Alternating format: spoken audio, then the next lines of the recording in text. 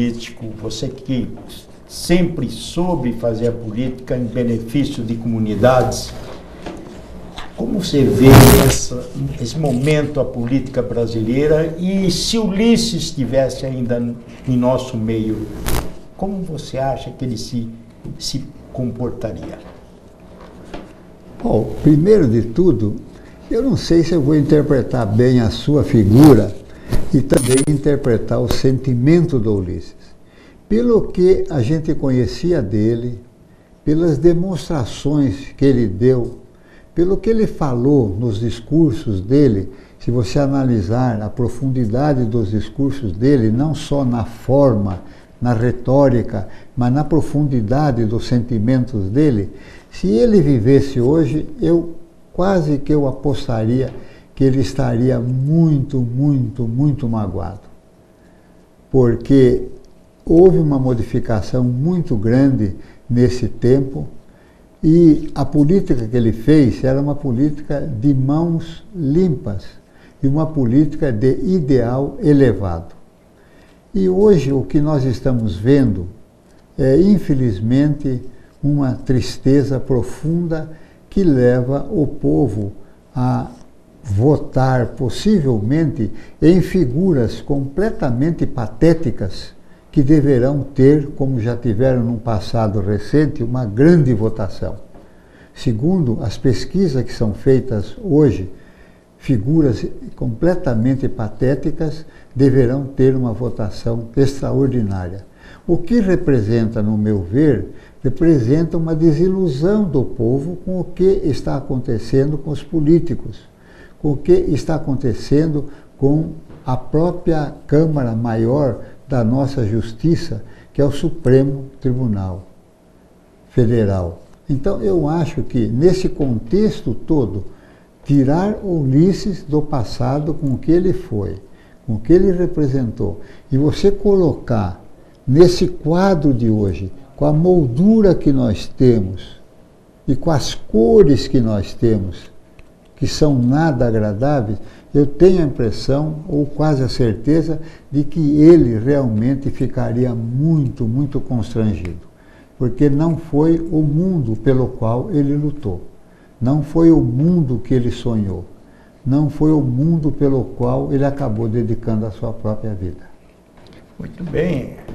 O Gijo, agora Ulisses, assim, você às vezes, em Rio Claro, quando ele chegava e ia na casa do Dr. Alfredo Fontes, e você alguma vez participou de alguma conversa com ele, assim? Esteve? Não, muito raro, muito raro, porque ele na Câmara Federal, eu na Assembleia, então não tivemos contato. Mesmo nesse caso aqui da Federação, o Rio Claro Futebol Clube mandou o documento, veio, ele assinou e nós não nos conhecíamos, né? Depois tivemos contatos, mas muitos contatos, mas contatos breves, né? Como esse da FMU que eu falei, né? Mas não foram contatos mais profundos, né? Porque o destino dele era federal, o meu era estadual, então não havia possibilidade de ficarmos juntos, né? Tive mais com o Dr. Fontes, né? Certo. O Dr. Fontes, sim, porque ele morava aqui, quando eu vinha toda semana, então, de modo que, mas com ele não houve assim um contato mais profundo, mais direto, mais constante, não. Como você nota Ulisses Guimarães, homem de partido? Era homem de partido ou não? Prestigiava o partido? Então, esse é outra coisa, que se o Ulisses estivesse aqui hoje, ele ia também ficar muito magoado. No tempo dele, ele era um exemplo. O partido dele era o partido X, era o PSD. E esse partido estava estampado nos gestos, na ação e na própria fronte dele. Então havia uma identidade dele com o partido. E havia uma demonstração de fidelidade dele para com o partido. E havia uma demonstração de fidelidade dele para com os seus correligionários. E havia um respeito dele para com os seus adversários.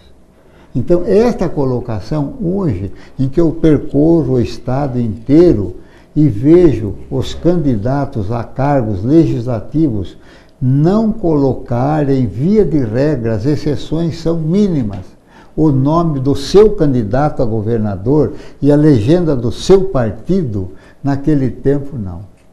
De parte do Ulisses Guimarães, era uma demonstração de que ele era do PSD, de que ele pertencia, de ele encarnava o partido. Infelizmente, se ele vivo fosse hoje, ele ia ficar estarrecido. E basta percorrer aqui em Rio Claro, não precisa sair fora para ver se isso que eu estou falando é uma realidade ou não, porque nós estamos a 2 dias da próxima eleição.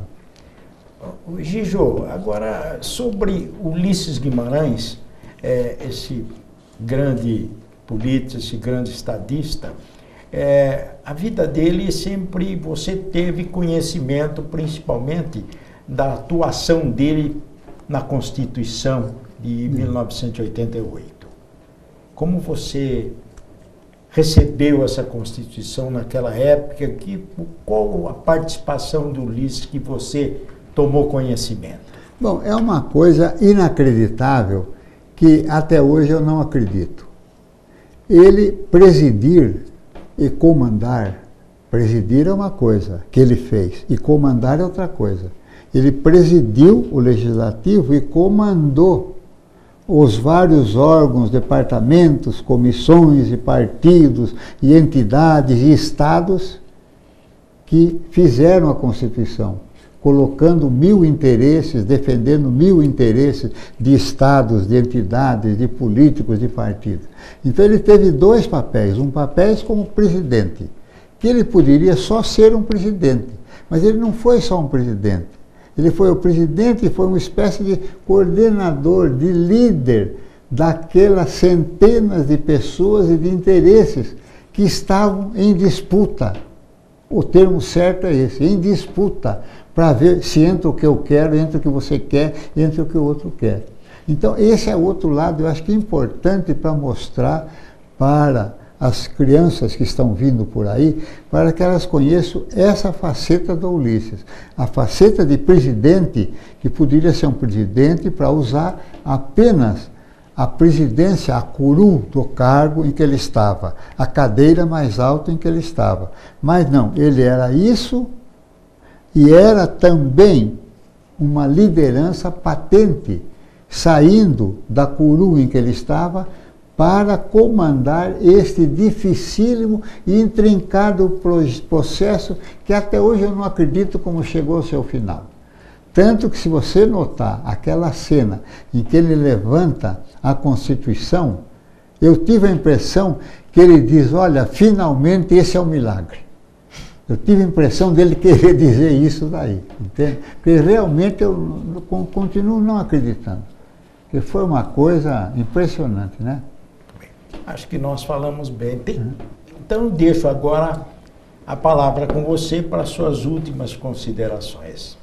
Pois não, eu queria apenas, Giordati, agradecer a Deus que me fez conviver com Ele durante algum tempo, se não conviver diariamente, pelo menos conviver no tempo em que nós passamos como representantes do povo de Rio Claro e de São Paulo.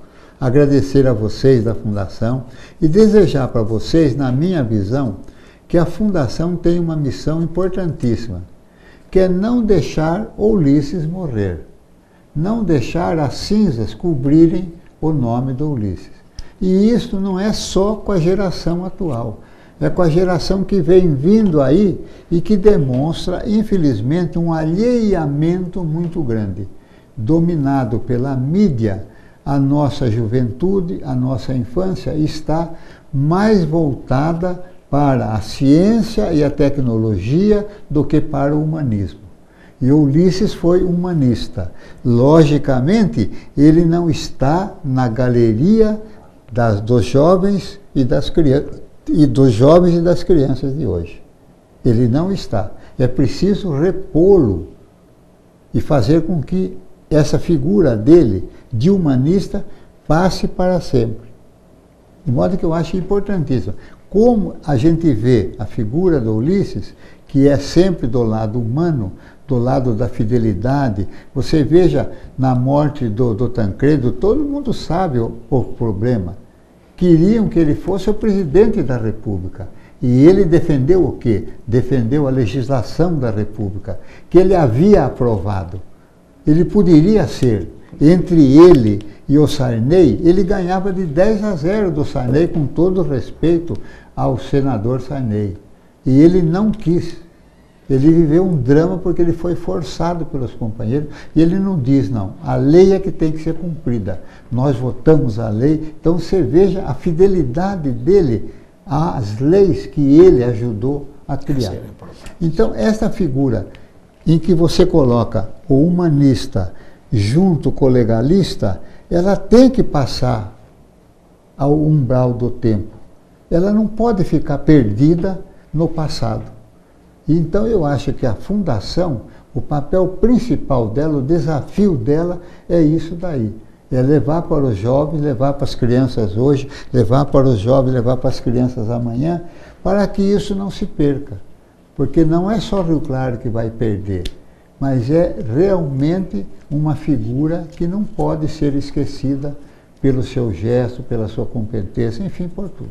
Esse é o que eu acho que, o que eu puder fazer em colaborar, torcer para a Fundação ter êxito, você conte comigo, o Ruizinho conte comigo, com muito prazer. Muito obrigado, viu? Muito obrigado você, Giso. E assim nós encerramos esse depoimento de José Felício Castelhano com relação a Ulisses da Silveira Guimarães.